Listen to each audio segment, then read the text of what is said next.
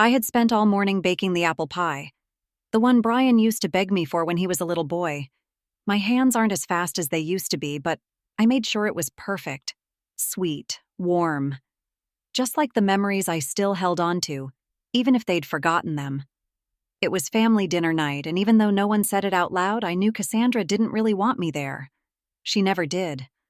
The house looked beautiful. Polished floors, gold-rimmed plates, fancy candles. Cassandra had spared no detail. She always did when she was hosting.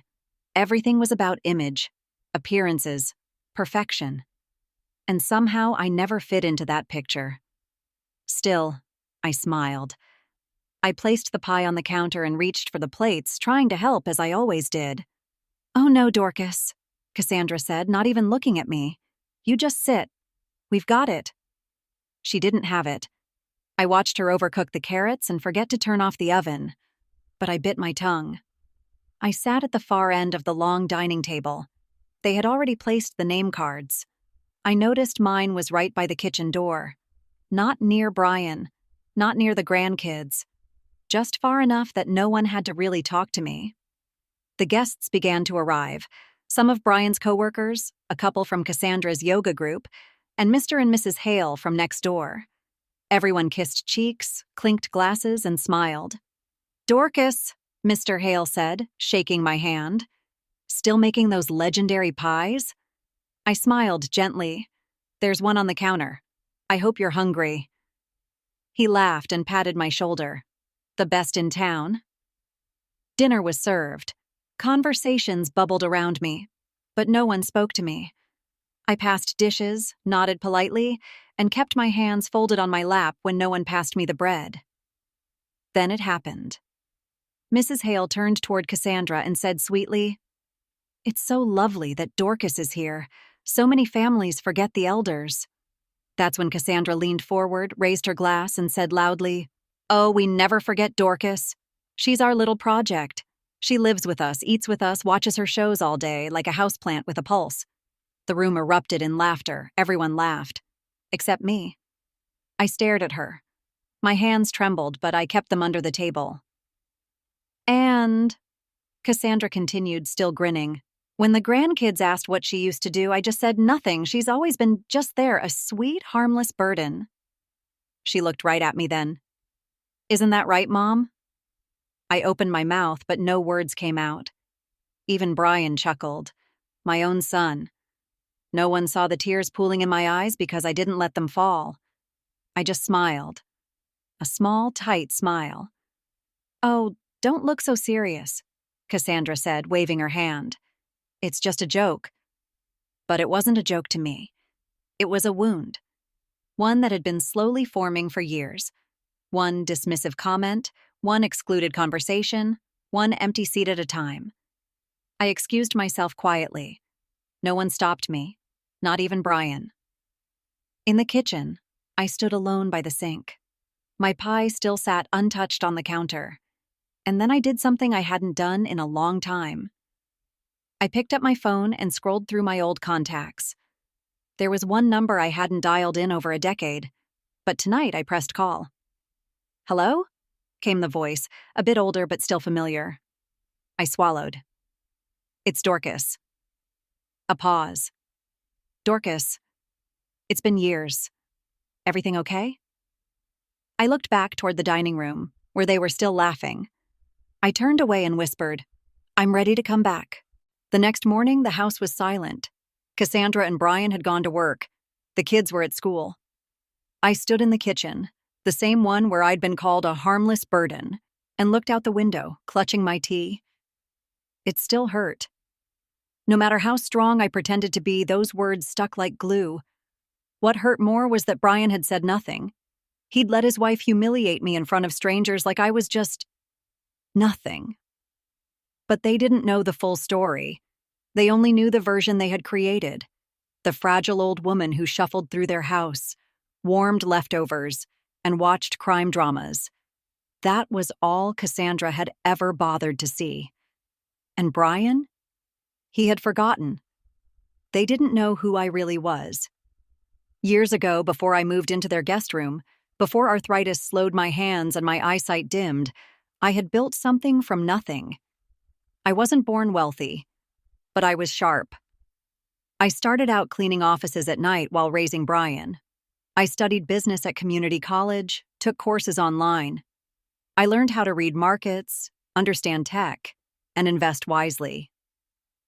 By the time Brian graduated high school, I had started a small tech consulting business. It wasn't fancy, but it grew fast. Brian watched me work through nights and weekends. He came to me at 23 with a dream, starting his own company, but he had no funds, so I gave him mine. Not a loan, a gift. I sold my business, cashed in my investments, and handed over nearly everything I had. The deal was simple. He would build the company, and I would step back. I didn't need my name on papers. I trusted my son. But once the money came and the company took off, things changed. He stopped calling as often, stopped asking for advice. Cassandra entered the picture, and my role shrank even more. Eventually, I became a background figure, until they moved me into their house after my hip surgery. "It'll be easier this way," Cassandra had said with a smile too wide. "You'll be close to the grandkids. We'll take care of you." That was 4 years ago. Since then, I'd been slowly erased. But that call I made last night? That was the beginning of something else. The voice on the other end of the line belonged to Mr. Thompson, an old friend, and once my silent business partner. He had handled the back end of my old company, and we stayed in touch until life pulled us in different directions. "You said you're ready to come back," he said again when we met that morning at a quiet cafe downtown. "Are you sure?" I nodded. "I'm done sitting in the corner pretending I don't matter." He studied me for a moment. "You always mattered, Dorcas. People just stopped paying attention." He slid a folder across the table. Inside were documents, ones I had forgotten even existed. "When we sold the business," he explained, "you asked me to invest your portion somewhere safe. Well, I did. And then I reinvested the profits. You've got holdings, Dorcas? Shares, quiet ones but powerful." My hands trembled as I flipped through page after page. Properties, stock, equity. I wasn't just not a burden. I was more powerful than I had ever imagined. Then he said something that made my breath catch. "A month ago, I bought into a tech firm with struggling leadership and poor vision. After yesterday, I figured you'd be interested to know your son's company was one of them." I blinked. "You bought into Brian's company?" He smiled gently. "Not just bought in. I control a majority share now, and I put your name on it." I leaned back, speechless. "You're the owner, Dorcas." For a moment, I didn't speak. I just stared at the papers in front of me. "I don't want revenge," I said softly. "But I do want my voice back." He nodded. "Then say the word, and you'll walk into that office as the new boss." I closed the folder. My hand was steady now. It's time they remember who I am. For the next few days, I moved through the house like I always did. Quiet, careful, invisible. Cassandra still made her loud phone calls on speaker, barking orders as she rushed around getting ready for work. Brian still left his coffee cup in the sink and forgot to say goodbye. No one noticed I had gone out. No one asked where I'd been. But everything had changed. They just didn't know it yet. I was no longer the woman sitting silently in the corner. I was no longer dependent. I was no longer at the bottom of anyone's ladder. I was now the majority shareholder of the company my son ran, and the same company where Cassandra worked in corporate communications. But I didn't rush. No, I waited. I watched. Cassandra often came home bragging about her job. She'd toss her handbag on the couch and sigh dramatically. "I carried the entire presentation today. If I wasn't there, that whole team would drown." Brian barely looked up. "That's great, babe." "It is great," she continued. "They don't pay me enough to deal with these amateurs. And don't even get me started on the CEO. That man is clueless." I kept my face calm as I stirred the soup on the stove. I wanted to laugh, not out of spite, but out of irony. "Clueless," she said. She had no idea the entire structure around her was about to shift. Later that night, I checked my emails. Mr. Thompson had sent me access to the internal reports and board meeting schedules. My login worked flawlessly. The next meeting was set for Monday morning, a strategy session to address declining performance, new leadership initiatives, and department restructuring. Cassandra's department was on that list. They didn't even know I was attending. My name wasn't listed. Mr. Thompson had left it off intentionally, at my request. Let them be comfortable, I had told him on the phone. I want to walk in just like they've always seen me, small, silent. He chuckled. They won't see you coming. That weekend passed like any other. I played with the grandkids, swept the back porch, and offered to help peel potatoes. Cassandra waved me off. No offense, Dorcas, but I've seen you hold a knife. We're not trying to serve chopped fingers. Brian laughed. Let her rest, Cass.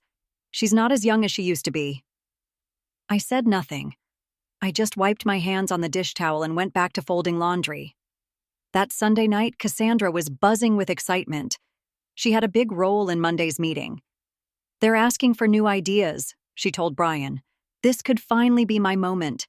I swear if the board sees my pitch, I might get that promotion. Brian kissed her forehead. You've got this. I stayed quiet. Monday morning, I left the house early.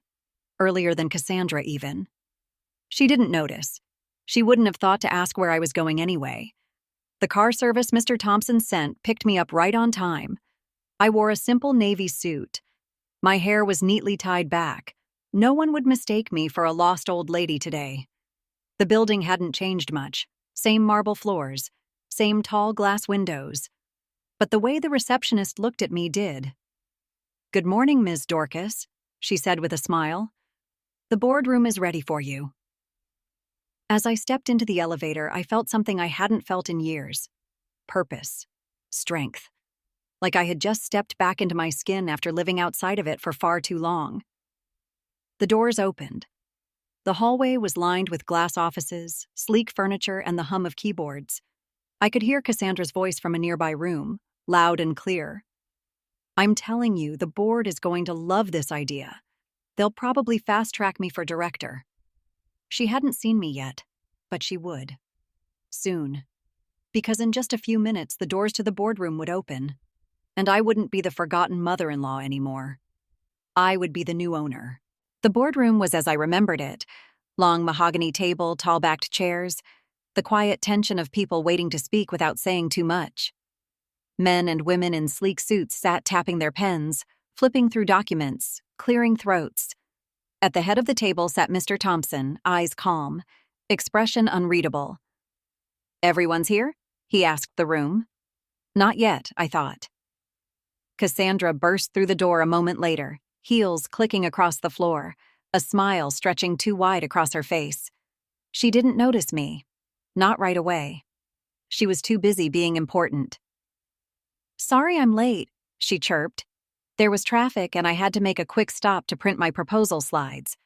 But trust me, it'll be worth the wait. She strutted to the front of the room and began handing out printed copies. When she reached my side of the table, she slowed. Her eyes landed on me. For a second, her mouth opened, then closed, then opened again. Dorcas? She asked, blinking. What are you doing here? Every head turned. I smiled gently. I was invited. She let out a short, confused laugh. Invited to the board meeting? Yes. Mr. Thompson stood. Let's get started, shall we? Cassandra still hadn't sat down. Wait, I'm sorry, I'm just a little confused. Why is she…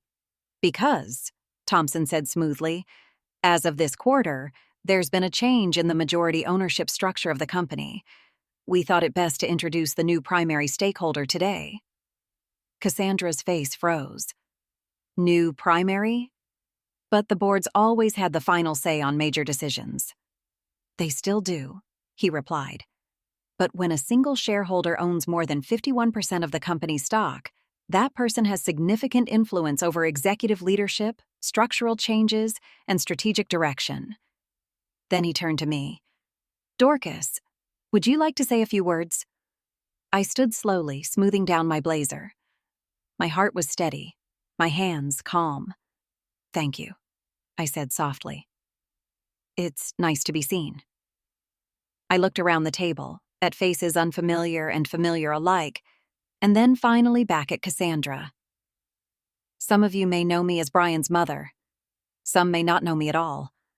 But a long time ago, I helped fund the foundation of this company. I believed in my son's dream.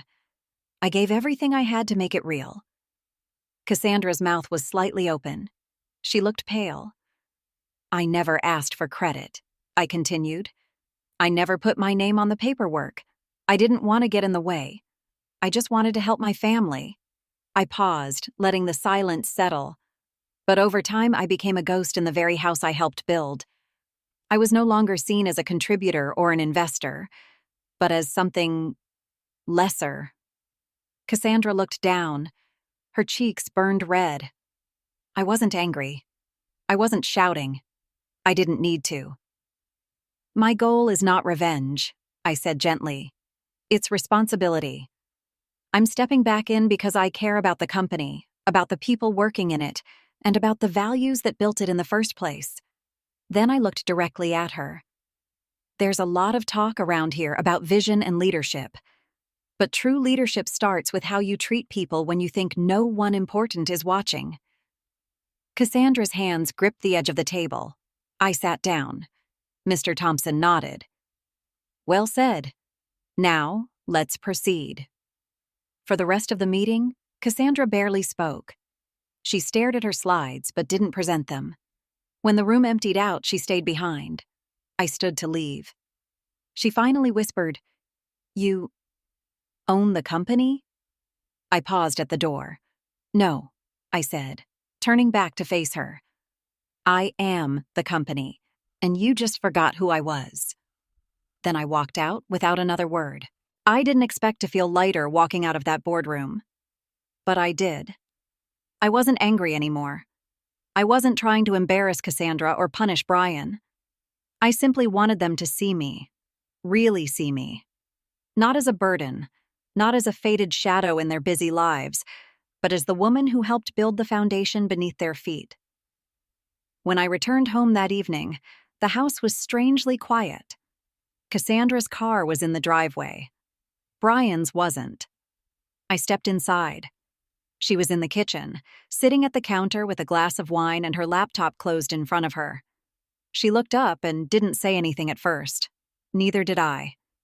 I placed my bag down and started putting the kettle on. You humiliated me, she said finally, her voice low. I didn't turn around. No, Cassandra, I simply told the truth. You showed up in my workplace. You took over a company I've worked in for 6 years. And before that, I replied calmly, I gave my life savings to fund that company. I trusted my son. I didn't ask for my name on anything. I didn't expect a thank you. I just wanted to help him build something for his future. And for yours. She scoffed. So this is what? A power play? You finally get to lord something over me? I turned to her now, holding her gaze. No, this is me taking back my place. Not above you, not beneath you. Just where I've always belonged. As someone who matters. She stared at me, eyes glassy but defiant. You made me look small. No, I said quietly. You did that to yourself. I didn't need to expose anything. You spoke loud enough at that dinner table. She blinked quickly, looking away. You called me a useless burden, I reminded her.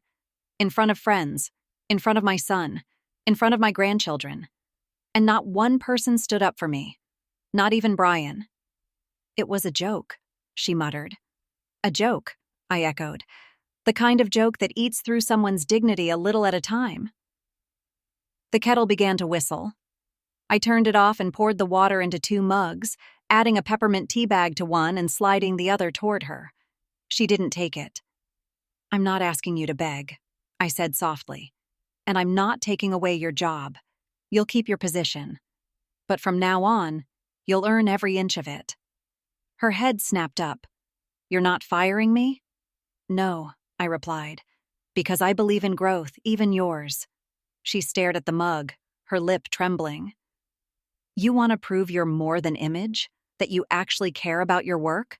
I added. Then show me. Bring better ideas. Speak with more respect.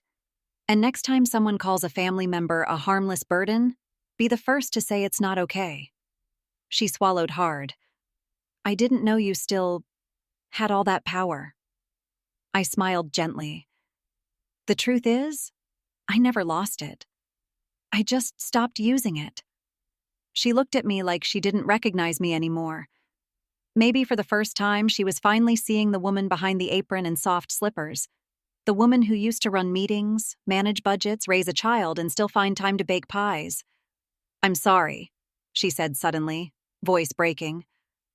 I was wrong. I nodded.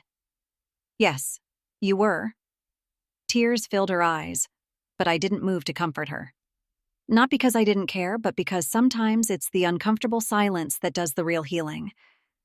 She stood slowly. I'll do better. I believe you will, I said, sipping my tea. And for what it's worth, I hope someday you'll look back on this not as the day you were embarrassed, but as the day you finally started being real. She nodded, wiping her face quickly before walking out of the kitchen. I sat alone, listening to the quiet. The house didn't feel heavy anymore, it felt like mine again. Cassandra didn't speak much the next few days.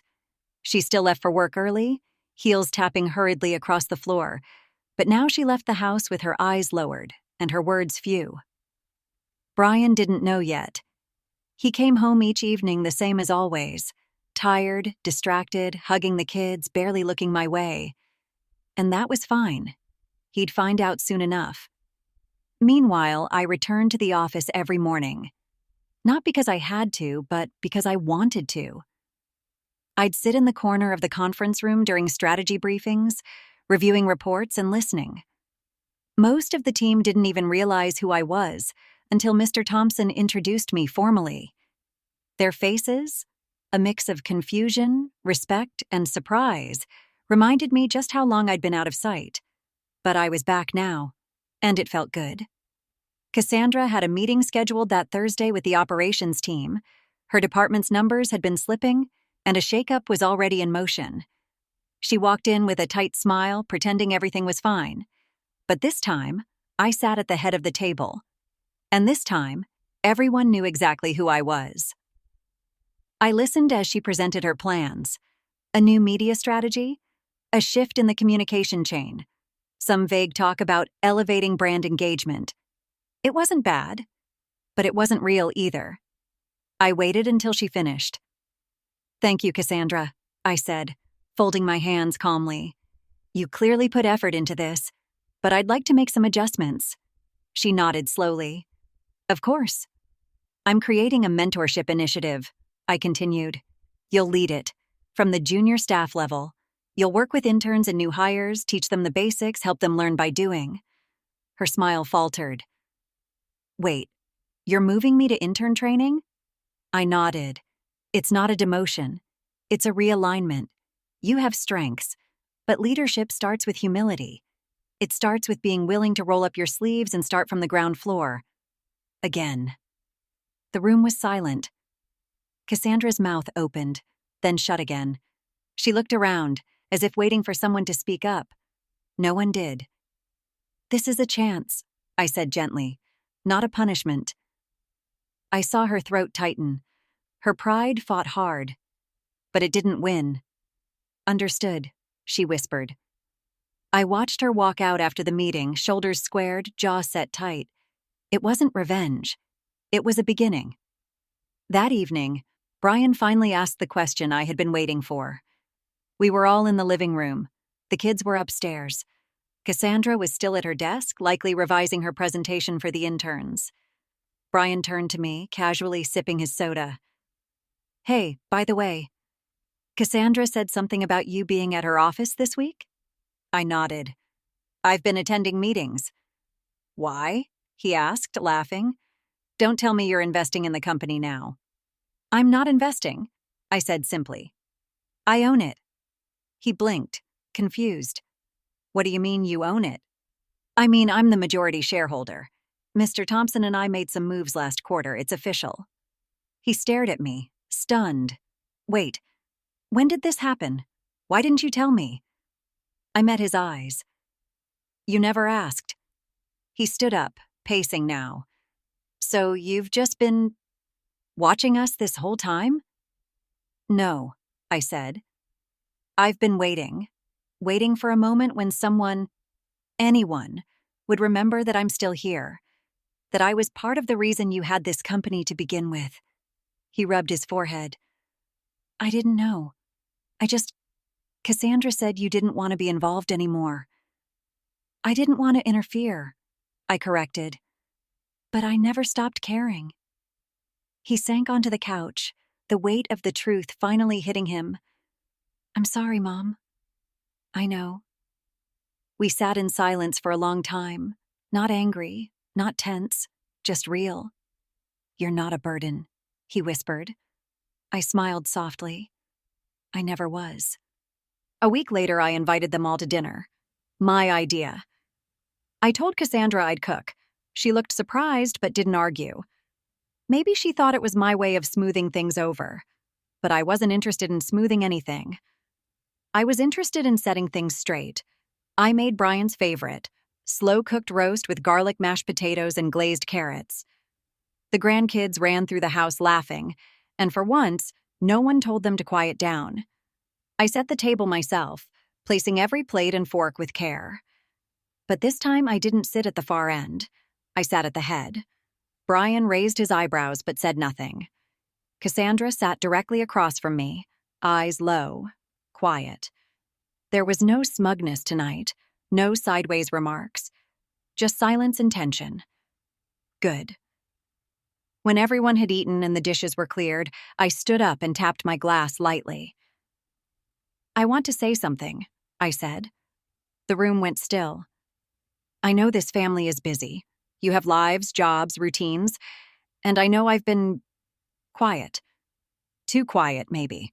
I let myself become invisible. Brian opened his mouth, but I held up a hand. I'm not saying this for pity. I'm saying it because it's the truth. I became background noise in a house I helped build.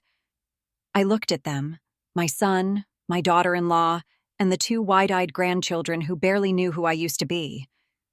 I used to believe that love meant giving everything, time, money, support, without asking for anything in return. But love without respect becomes something else. It becomes servitude. Cassandra looked away. Brian's jaw tightened.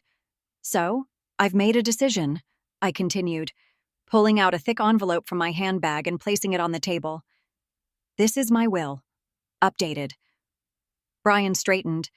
Cassandra looked up sharply. I met their eyes. I'm not dying, I added calmly. But I am living, and I want to live knowing that what I leave behind will go to the right hands.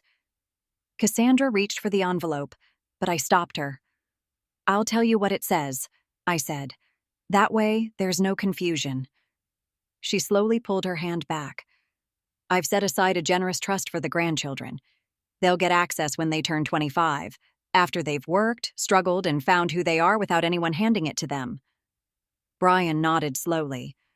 As for the company, I will remain majority shareholder until I feel the next leader has the values, wisdom, and humility to carry it forward. That hasn't been decided yet. Cassandra swallowed hard. And the house I grew up in, the one I kept all these years? I've donated it to a women's shelter, a place where invisible women like me can feel seen again. For a moment, no one said a word. Then, Brian's voice came. Quiet.